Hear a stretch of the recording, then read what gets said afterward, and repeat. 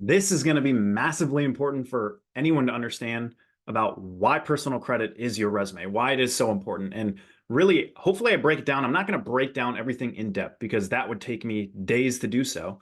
But I want to give you a new perspective on how to look at things and how much leverage and opportunities are available to you if you take it seriously and you take the steps moving forward. So, really, I just want to break down some things on my screen that I wrote down for you guys, that I put down for you guys, so I can talk through these concepts and let's do it. Woo.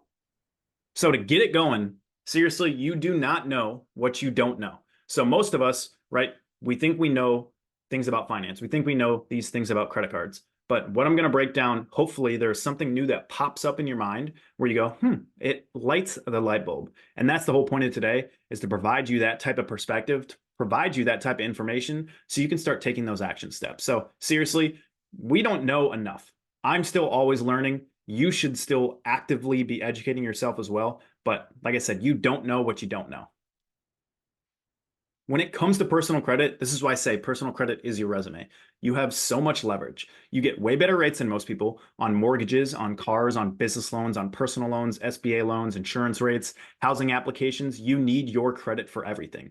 So when you take it seriously, you get way more access to better rates, which saves you money. You get way more leverage, as in you get access to more capital, and you have negotiation principles, right? You get to negotiate these terms because you know where your credit stands and you know what backs it up. Okay. Now, this is literally what most people think about it. They have one credit card with a 2.5K limit or a 5K limit, but their credit score is 815, and your credit score does not matter as much as you think. It matters, but the core pieces of your credit is what stands in between your score and what's under it. This is what most people have. They have a house on sticks, it's on sand. This could fall apart at any moment. If you have one situation where you have to use up a lot of that credit card, you can't make your payments, you're screwed. Now you don't have access or any leverage to help yourself out, to get yourself out of that situation.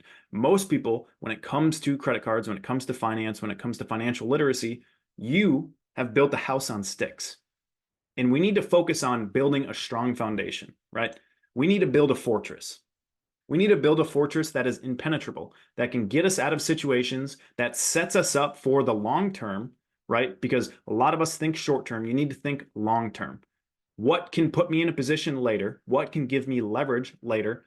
If my ideas, my goals, my plans change later on, at least I have a setup fortress that can allow me to do so. So, guys, when you think about credit, you need to build a fortress. You need to not build a house on sticks. You need to not build a house on sand, because when something happens and it all falls apart, you are shit out of luck, essentially.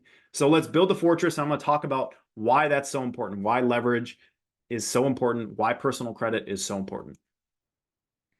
From that, when I say your personal credit score doesn't necessarily matter, it does matter to an extent, but it's what is under it. So first of all, your utilization is massively important, and there'll be tons of videos talking about this. I have multiple videos already, but having more cards and having more limits shows the banks that you are responsible with a certain amount of money. Okay. If you have one card, like I talked about before, and all of a sudden you've spent half of that, your utilization hits 50%, your score starts plummeting. Okay. Credit age is also massively important, especially when it comes to additional lending, because it shows that you've handled credit responsibly for a certain amount of time. That's why authorized users can be super helpful if you're young. Your payment history, always make your payments on time. Always, at least set up autopay, make those minimum payments.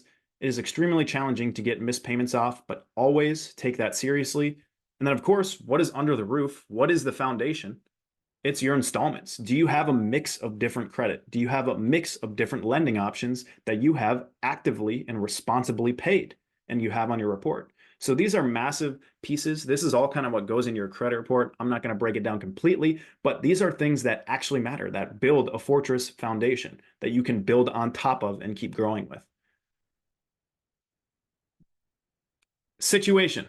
When it comes to having just average credit or below average credit, tons of people get in this situation because, first of all, they don't have the financial education of understanding that if you have good credit, if you have good pieces on your report, you have negotiation principles. So a lot of people get stuck with a 15 to 20% car loan, and you get way worse interest rates. I can get a prime rate. I can negotiate the best rates. I can go to a credit union or other banks that I have relationships built with, and I have leverage to choose my rate. at which is available to me at that time.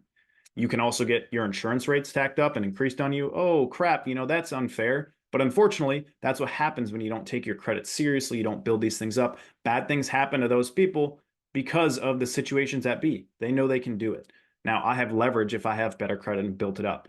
But that situation with a car loan, if you get a 40K car, you just put 4K down. If you have 15% interest, and I've seen people having 25% interest on cars, like it's insane on like a 10K car and they're paying $700 a month. It's crazy.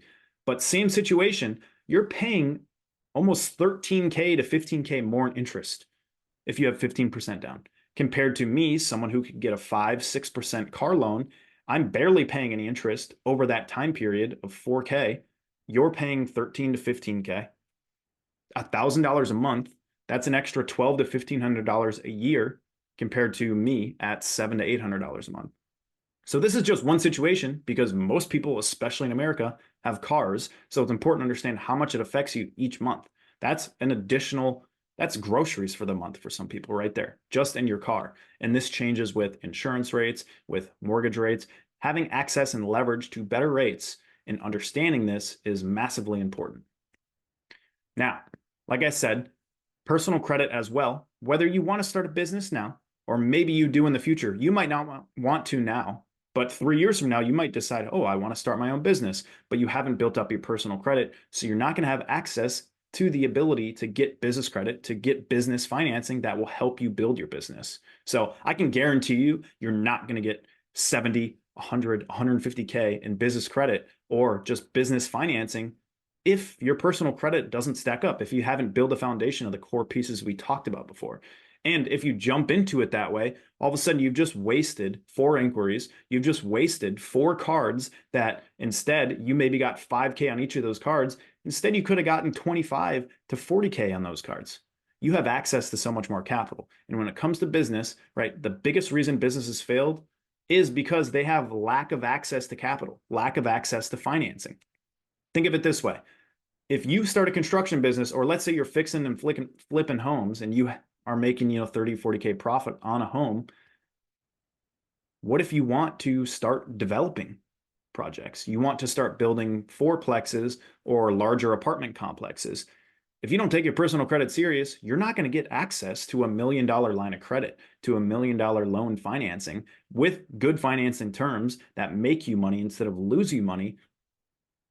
If you don't have a good personal credit to back it up, if you don't have a profile to back it up, you won't have access to improve your business, to access more capital, to do bigger projects. And what happens when you do bigger projects, you make more profit.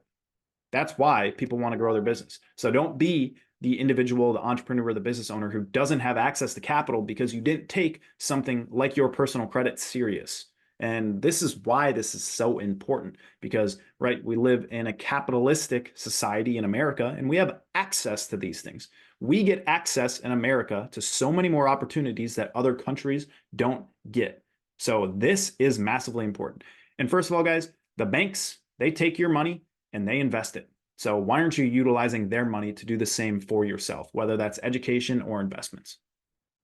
And this is exactly what I'm talking about when I'm talking about building relationships, building banking relationships, because many of you, if you are working a job, a lot of people get their jobs from networking, personal relationships, and relationships with other friends and family.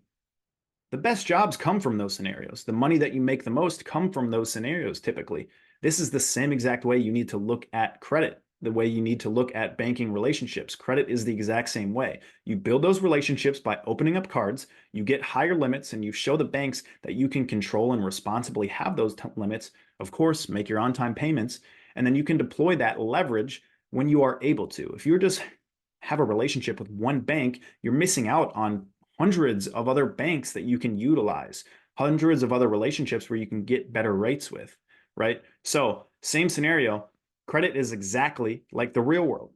Relationships and networking and the opportunities you get from that are the exact same way when you take it seriously, right? So build those relationships, build those up, create it so that you have the leverage, you have the opportunity, right?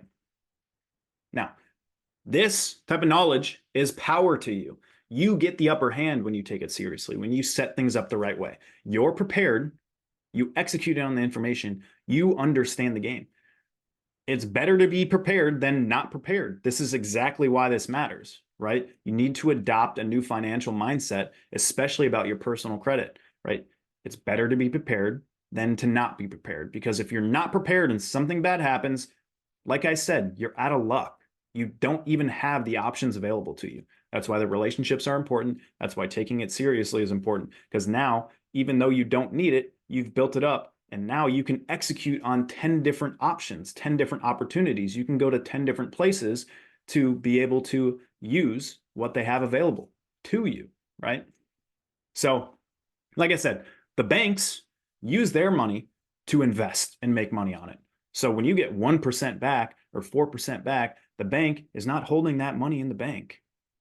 They're not. They're taking your money. They only have to hold, and I'm going to do a whole section on this because this is something that most people don't understand, but the banks only are required to hold less than 1%. You ever heard of bank runs when people run to the bank and their cash isn't there? The bank ain't holding your cash. Guess what they're doing? They're taking it and they're investing it. And guess what they're doing? They're taking it and they're giving it to people that are utilizing it like us. They're giving it in lines of credit. They're giving it in loans. So when one bank receives a $300,000 mortgage, they give it out. Guess what?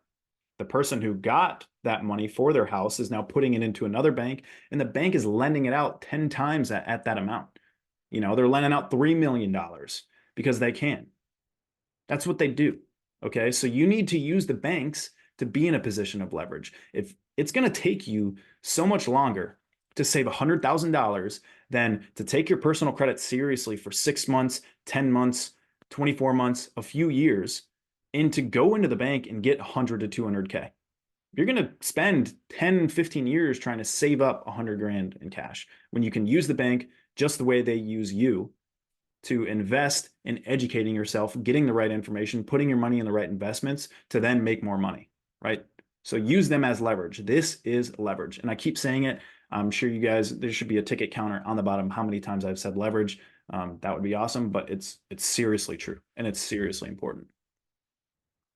And guys, to be honest, it is not hard, right? If you are very conservative, you don't want to start a business, you only have one credit card, you can take 2 to 3 steps per year if you want and go slow and build the foundation. Because if you don't, you're on sand. You're going to sink, right? If something bad happens, you're going to sink. It's not an overnight process, right? But it needs to be taken seriously. Open up a card or two every 6 months, right? Get some sign-up bonuses, build that relationship with that bank. Open up another bank account. You don't want all your money in one bank account. If that bank collapses, there goes your money. And guess what? We're not going to talk about that, but you're probably not going to get your money back. I'll tell you that. So you need to build certain relationships. You need to take your personal credit seriously because it is massively important. It gives you so much leverage. It gives you so much opportunity. It gives you way better rates. I can go negotiate with bankers, with lenders, because I have taken it seriously and now I have the upper hand instead of being stuck with what they give you. You don't want just what they give you. You want to be able to choose. You want to be able to have the option. So that is going to be the quick synopsis. Like I said, I'm not going to go too deep into it, but I do really want to stress how important your personal credit is, how important it's going to be, right? Because the banks run the world. I'm telling you this. The banks run the world. And if you can leverage them, if you can leverage your personal credit and put the right things in place, you will have the same leverage. You can become your own bank. So hopefully that's helpful. Hopefully that gained a new perspective or provided new ideas to think about it. And then I will keep continuing to make videos of how you can start executing and implementing certain strategies and certain things to start stiffening up your profile, start stiffening up your foundation, how to utilize the right cards for traveling, saving thousands and thousands of dollars on travel and enjoying amazing experiences you might not pay cash for. So I'll keep it coming. Appreciate you guys. We'll talk soon.